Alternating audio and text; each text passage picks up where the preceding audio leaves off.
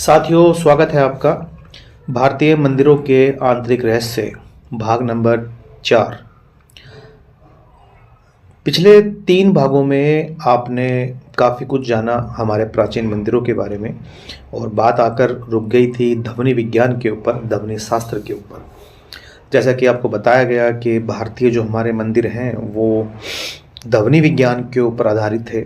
ध्वनि एक पूरा शास्त्र होता था, लेकिन समय के साथ वो शास्त्र हमारा बदल दिया गया। तो मेरे हिसाब से दोस्तों, एक बहुत ही वैज्ञानिक प्रक्रिया थी ध्वनि के माध्यम से, जो आपके भीतर सुखद, शांति और आनंद को जगाने के लिए बहुत काम करती थी। और उस भाव की उपस्थिति में आपके जीवन का पूरा दृष्टिकोण बदल जाता था।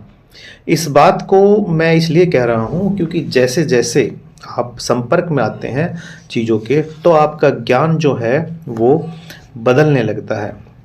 अब दोस्तों, मंदिर जीवित वही कहा जाता है जिस मंदिर के पास अगर आप गुजरते हैं तो एकदम से आपको ऐसा लगे कि आपकी हवा बदल गई है। अब देखिए, जिन मंदिरों के अंदर कोई ध्वनि विज्ञान नहीं है, जिन मंदिरों के अंदर किसी भी प्रकार का कोई ध्वनि से जुड़ा हुआ कोई शास्त्र काम नहीं करता है, तो वे सारे के सारे मर्त मंदिर हैं। उनके साथ आपको मंदिर से जुड़ी हुई कोई भी वैज्ञानिक तकनीक आज के दिन नज़र नहीं आएगी। मंदिर जीवित वही कहा जाता है जिस मंदिर के पास से अगर आप गुजरें तो आपको ऐसा लगे कि एकदम से हवा बदल गई है, आपको एकदम से ऐसा लगे कि वातावरण चेंज हो गया है। लेकिन कभी भी आपको ऐसा नहीं लगता है। अगर आपके आस पड़ोस में कोई मंदिर है तो उससे आपको कभी ऐसा नहीं लगेगा कि उसके पास से मैं गुजरा हुआ हूँ तो कोई परिवर्तन हुआ है। लेकिन ये तभी होगा जब आपके पास का कोई भी मंदिर के अंदर वो मंदिर ऊर्जा हो, उसके अंदर वो चार्ज हो, जहाँ का जर्रा जर्रा मंदिर की ईंट ईंट का टुकड़ा, हर दरवाजे के अंदर एक ऊर्जा भरी हुई हो। मंदिर वही जीवित होगा और उसी मंदिर के अंदर जो ध्वनि विज्ञान है वो काम करेगा। वह जो हर मंदिर के सामने लटका हुआ घंटा है, वह उसे चार्ज करने के लिए बहुत ही अलग ढंग से प्रयोग में लाया जाता है। जो आदमी मंदिर में प्रवेश करे वो घंटा बजाएगा, वह मंदिर में आने की अपनी सूचना दे रहा है। लेकिन कभी मंदिर में जाकर घंटा बजाएं, बहुत आलस से, सोए मन से, होश पूर्वक जब भी घंटा बजता है, घंटा बजते ही आपके विचार के अंदर एक एनर्जी पैदा होती है। आप जो सोच कर आए थे उसके अंदर एकदम से ब्रेक लग जाता है और दोस्तों, आपके अंदर से एक अस्त व्यस्त की आवाज़ आने लगती है कि जो कुछ भी था वो एकदम से उसके अंदर घुसते ही बदल गया। और अब आपको नए खोजने का एक मौका मिल गया, एक क्षण मिल गया उस मंदिर के अंदर। तो दोस्तों, घंटों की आवाज़ और उस आवाज़ में ओम की आवाज़ के अंदर एक बहुत आंतरिक संबंध है, जो घंटे की आवाज़ को मंदिर को चार्ज करती है, ओम की आवाज़ को चार्ज करती है। ठीक है। अब इस चीज़ को अगर हम लगातार समझते जाएं तो आप पाएंगे कि जैसे ही आप एंट्री करते हैं तो जो आप छोड़कर आए थे बाहर से जो लेकर आए हो वो अंदर आते ही छोड़ देते हो।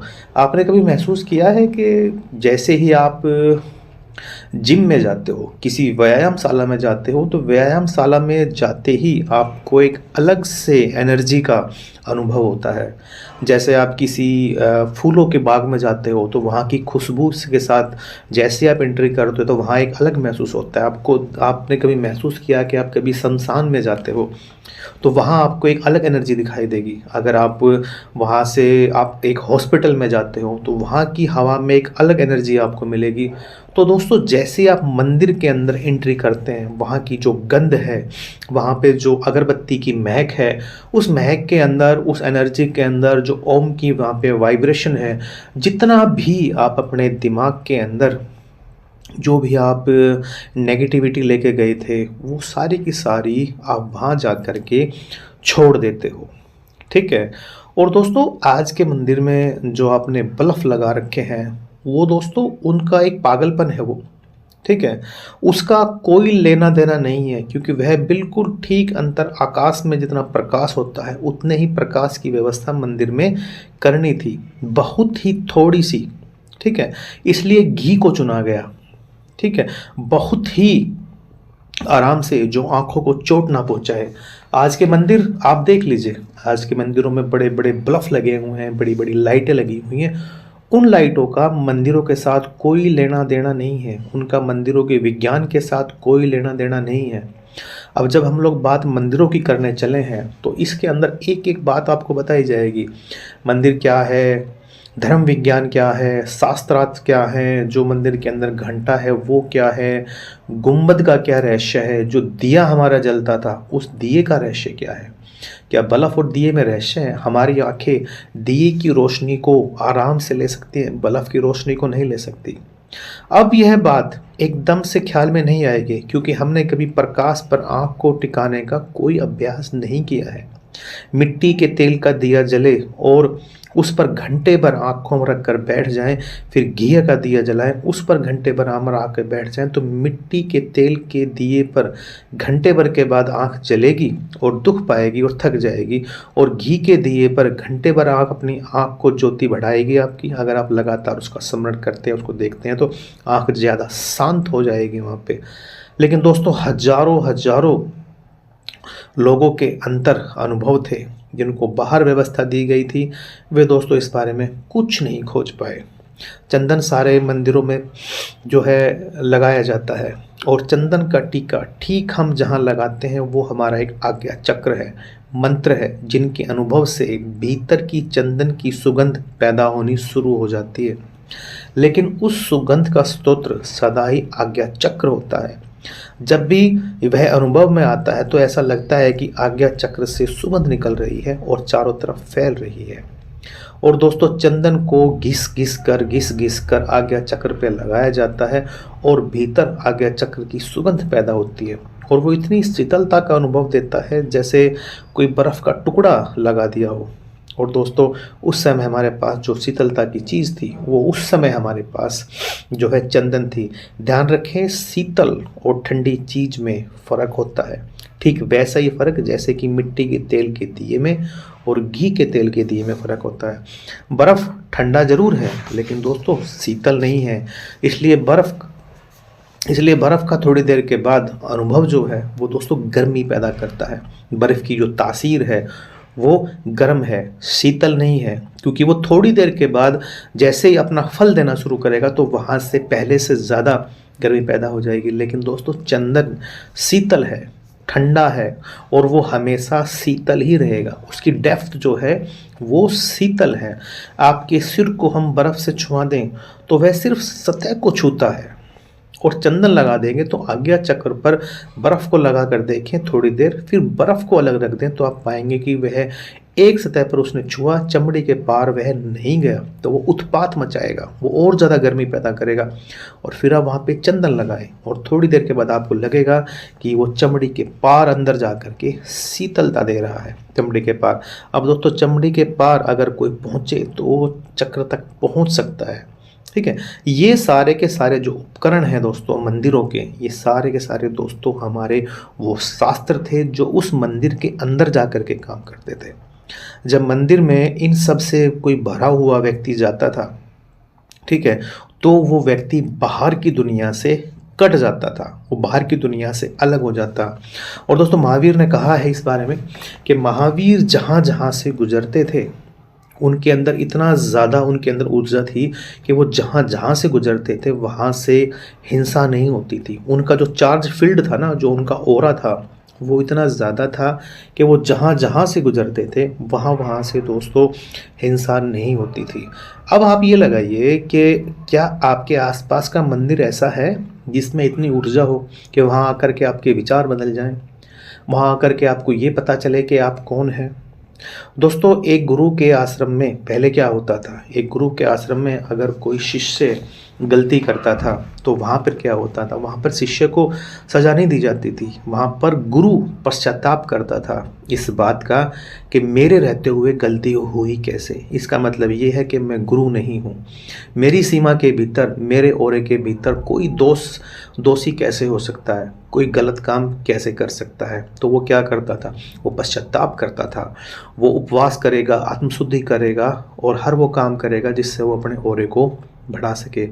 आपने इस बारे में कभी थोड़ा और समझा हो तो गांधी जी के बारे में, गांधी जी ने इस मंत्र को गलत पकड़ लिया। वह आत्मशुद्धि दूसरों के लिए करते थे। वह इसलिए नहीं कि इस तरह हम अपने को सताएं और दूसरों पर दबाव देंगे तो वो अपने आप को बदल लेंगे। वे इस बात को समझ नहीं पाए, उनको इसका पता भी नहीं था। वह जो गुरु ऐसा करता था उस वक्त बदलने के लिए अपनी फील्ड को चेंज करता था, अपने आप पे काम करता था। अगर वो फील्ड बदलता है किसी दूसरे की, वह विचारों का आदान प्रदान करता है दूसरों को चेंज करने के लिए, वह उसको दबाने के लिए, उसको सताने के लिए, मैं अपने को सता रहा हूँ और तू खुद को बदल। समझना इस चीज़ को, मैं खुद को सजा दे रहा हूँ और आप अपने डिसीजन को बदलें, ऐसा उनके अंतःकरण की शुद्धि में नहीं आता है। ये विज्ञान की शुद्धि में नहीं आता है कि हम लोग आमरण अनशन पे बैठ जाएं और हमारे आमरण अनशन पे बैठकर हम खुद को तकलीफ दे रहे हैं आपको बदलने के लिए। तो ये खुद का शुद्धिकरण नहीं कर रहे हैं आप लोग, क्योंकि यहाँ पे आपका टारगेट खुद नहीं है, यहाँ पे आपका टारगेट कोई दूसरा व्यक्ति है, बाहर की चीज़ें हैं। तो इन सारी चीज़ों को दोस्तों मंदिरों के द्वारा बताया गया था, समझाया गया था। अब आप थोड़ी देर सोच कर देखिए कि आज जो हम चीज़ें कर रहे हैं, आज हम जिन चीज़ों को ढोए चले जा रहे हैं, जहाँ भंडारे चल रहे हैं, बड़े बड़े माइकों से सत्संग चल रहा है और उस सत्संग के अंदर जो शब्द हैं उन शब्द का कहीं पर कोई कनेक्शन नहीं है। तो दोस्तों एक बहुत बड़ी मैग्नेटिक फील्ड होती थी मंदिरों के अंदर, बाहर के लिए मैं कह रहा हूँ, एक बाहरी प्रयोग के लिए उसको खड़ा किया गया था। जैसे कि चुंबक के पास लोहा भी आए तो वो चुंबक से चिपक जाता है। मंदिर के नज़दीक अगर कोई व्यक्ति गुजरे तो जैसे ही वो उसके पास से गुजरे तो उसको ऐसा महसूस हो कि इस मंदिर के अंदर एक वर्तुल्य है, वो अपने आप में एक विशिष्ट क्षेत्र है जो अभी तक जीवित है। उस जीवंत वर्तुल्य का पूरे गांव का उपयोग था, पूरे गांव के बीच में मंदिर बनता था और उसको परिणाम में लाया जाता था। हजारों हजारों साल तक भारत के गांव की जो निर्दोषता और पवित्रता थी उसके लिए गांव कम जिम्मेवार था, उस गांव का मंदिर के बीच में था वही ज़्यादा जिम्मेवार था। तो जिस गांव में मंदिर नहीं था उसे दीन गांव नहीं था। कितना ही गरीब गांव हो, मंदिर तो उसमें होना ही था। मंदिर के बिना सब अस्त व्यस्त था। हजारों वर्ष तक गांव ने एक तरह की पवित्रता कायम रखी थी। उस पवित्रता में बड़े अदृश्य स्तोत्र थे। पूर्व की संस्कृति को तोड़ने के लिए, पूर्व ने इस संस्कृति को तोड़ने के लिए सबसे बड़ा काम ये किया कि उन्हें हमारे मंदिरों को तोड़ना शुरू किया। मंदिर टूट जाए तो संस्कृति अपने आप टूट जाएगी, बिखर जाएगी। इसलिए दोस्तों मंदिरों पर भारी संदेह है। जो भी पढ़ा लिखा हुआ थोड़ा सा, जिसने मंदिर के जीवन का कोई अनुभव नहीं रहा, जिसने केवल शब्द और तर्क सीखे हैं स्कूल और कॉलेज में, जिसके पास सिर्फ बुद्धि रही है, जिनके पास हृदय के भीतर जाने का कोई द्वार नहीं रहा है, उसे मंदिर के पास जाकर कुछ भी दिखाई नहीं देगा। उसे कहेगा कुछ नहीं है, ये तोड़ दो इसको। भारत पुण्य कभी भारत नहीं हो सकता जब तक भारत के मंदिर दोबारा से जिंदा ना हो जाए। कभी भारत नहीं बन पाएगा दोबारा। उसकी सारी कमियां, सारी अलकेमी मंदिरों में थी। चाहे उसने सब कुछ पा लिया हो, चाहे वह बीमार हुआ तो मंदिर भाग कर गया, चाहे वह दुखी हुआ तो मंदिर भाग कर गया, चाहे वो सुखी हुआ तो वो मंदिर भाग के गया। और दोस्तों उसके पास कुछ भी अच्छा हुआ वो धन्यवाद देने के लिए मंदिर में गया। घर में खुशी आई तो मंदिर में प्रसाद चढ़ा के आया, घर में तकलीफ आई तो मंदिर में निवेदन करने के लिए गया। सब कुछ उसका मंदिर था। सारी आशाएं, सारी आकांक्षाएं, सारी की सारी उम्मीदें मंदिर के आसपास थी। खुद कितना भी दीनहीन रहा हो, मंदिर को उसने हमेशा सोने और जवाहरातों से सजा कर रखा है। इंसान के गहरे दिमाग की सबसे बड़ी खोज रही है दोस्तों मंदिर। आज जब हम सिर्फ सोचते बैठते हैं कि यह बिल्कुल पागलपन मालूम पड़ता है, आदमी भूखा रहा है, यह मंदिरों को हटाओ, एक अस्पताल बना दो, एक स्कूल खोल दो, इसमें शरणार्थी ठहरा दो, एक मंदिर का कुछ उपयोग कर लो, क्योंकि मंदिर का उपयोग हमें पता नहीं है, इसलिए वह बिल्कुल निरुपयोग मालूम पड़ता है। हमें उसके बारे में कुछ पता ही नहीं है कि मंदिरों की हमें ज़रूरत क्यों है, क्या ज़रूरत है सोने की, क्या मंदिर में क्या ज़रूरत है हीरो की, जबकि लोग भूखे मर रहे हैं। लेकिन दोस्तों भूखे मरने वाले लोगों ने ही मंदिर में हीरा और सोना बहुत दिन से लगा रखा है। उसके कुछ कारण थे।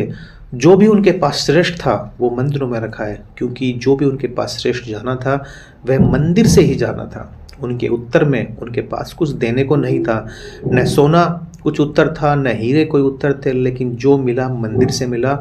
उसका हम कुछ भी और नहीं दे सकते थे। जो हमारे पास बेहतर से बेहतर था वो दोस्तों हम मंदिरों में दे आए।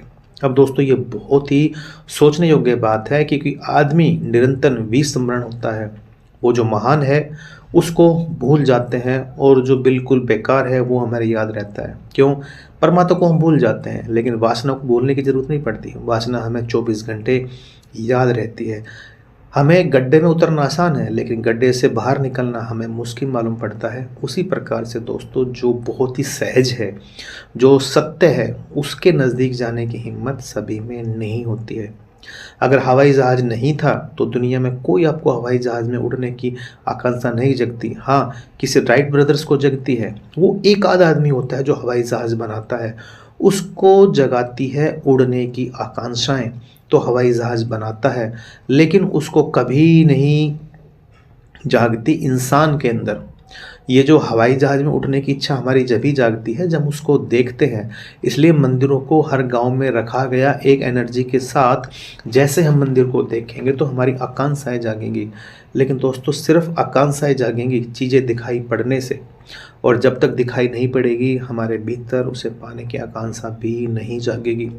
तो परमात्मा का कहीं ना कहीं कोई साकार रूप जो हमें दिखाई पड़ सके, जो हम अंधों के मन में कहीं प्रवेश कर सके, जो कि निराकार के लिए आतुर ना हो, उसको दोस्तों मंदिर कहा जाता है। मैं खुद ही इस बात को कह रहा हूँ बार बार। पहले कहता था मैं इस बात को कि हटा दो इन मंदिरों को, इन मंदिरों में कुछ नहीं रखा है, इससे अच्छा तो कोई हॉस्पिटल बना दो, कोई धर्मशाला बना दो।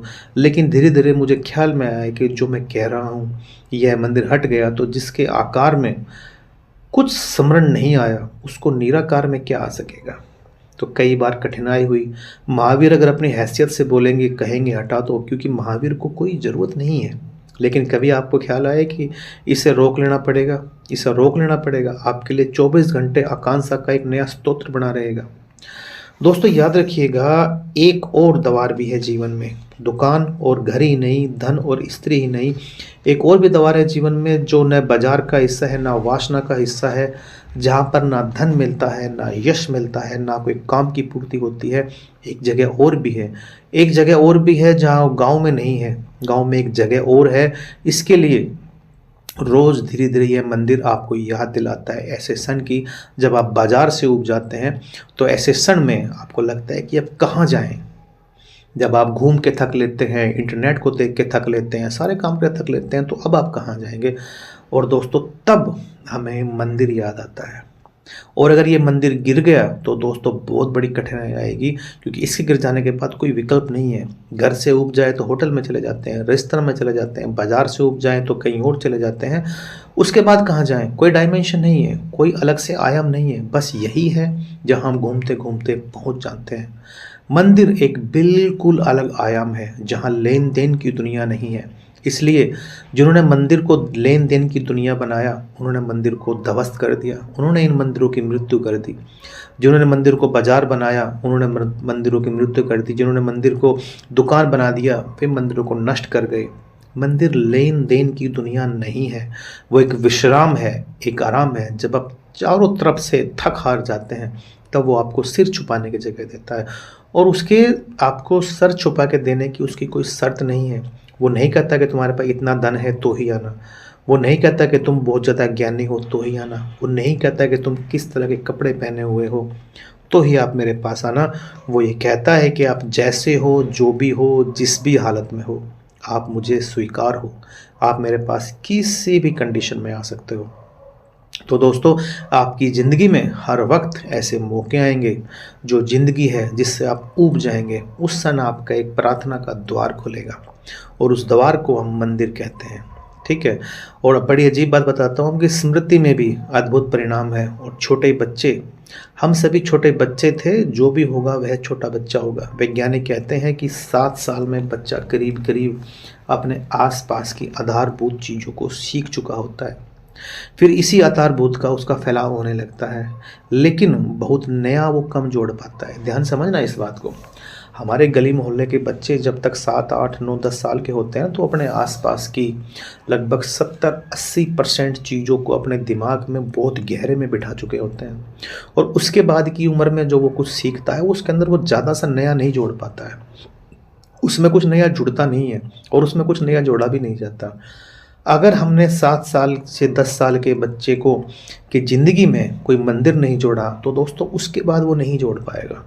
अगर उसके बाद वो जोड़ पाया तो उसके अंदर उसका कोई स्वार्थ, उसकी कोई नौकरी, उसका कोई व्यक्तिगत निजी उसका समाधान होगा। अदरवाइज़ वो अपने अंतर मन से, अपनी गहराइयों से उस मंदिर के अंदर वो नहीं जोड़ पाएगा, और दोस्तों वो कभी उसमें गहरा नहीं जा पाएगा, सिर्फ ऊपर ऊपर रह जाएगा।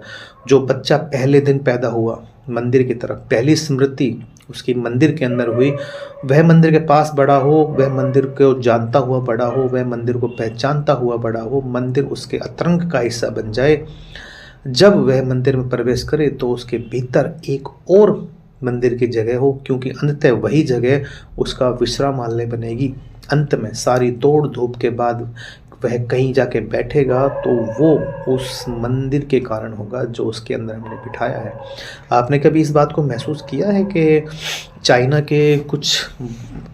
के अंदर जो शाओलिन टेम्पल्स हैं, जहाँ पर भिक्षु जो हैं अपने बच्चे को पैदा होते ही मंदिरों की, शाओलिन टेम्पल की शिक्षा देने लगते हैं। आप जाके देखिएगा, इंटरनेट के ऊपर ऐसे बहुत सारे वीडियो हैं जहाँ पर आप देखेंगे कि छोटे छोटे बच्चे शाओलिन करते हैं, कुंग-फू करते हैं। उनकी लाठी चलाना, उनका शरीर को मोड़ देना, उनका एक प्रहार से किसी लोहे की चट्टान को तोड़ देना, ये कुंग-फू, ये श्रद्धा, ये अभ्यास उनके दिल में बचपन से बैठाया गया है। बचपन से जैसे उन्होंने होश संभाला, उन्होंने खुद को, अपने आप को मंदिरों में पाया।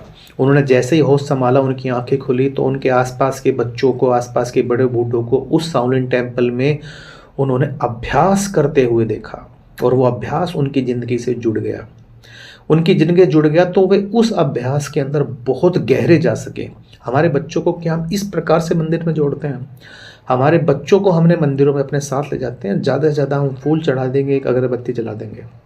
इससे ज़्यादा हमारे मंदिरों के अंदर कोई व्यवस्था नहीं बनाई गई है। और ये व्यवस्था इसलिए नहीं बनाई गई है क्योंकि आपको खुद ही नहीं पता है। आप बताओगे किसको? हमारे मंदिर तो कई 100 साल पहले मर चुके हैं। हम तो उन ढांचों को लिए बैठे हैं। ना उनकी व्यवस्था है, ना वहाँ के जो पुरोहित हैं जो उस मंदिर को चला रहे हैं, ना ही उनके पास उससे संबंधित कोई ज्ञान है। अब ये ज्ञान आएगा कहाँ? ये दफन हो गया बहुत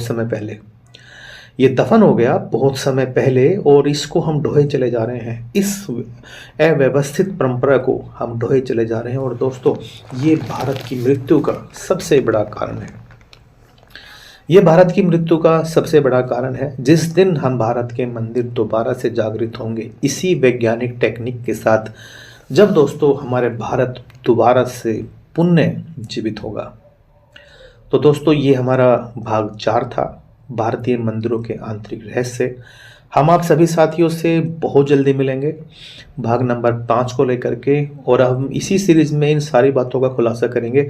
अगर आप सभी साथियों को ये अच्छा लग रहा है तो आप इसको शेयर कर सकते हैं, इसको आप सब्सक्राइब कर सकते हैं, अपने साथियों को बता सकते हैं। जितना ज़्यादा आप इसको फैलाएंगे उतना ज़्यादा आप लोगों का फ़ायदा होगा। धन्यवाद आप सभी साथियों का। खुश रहिएगा।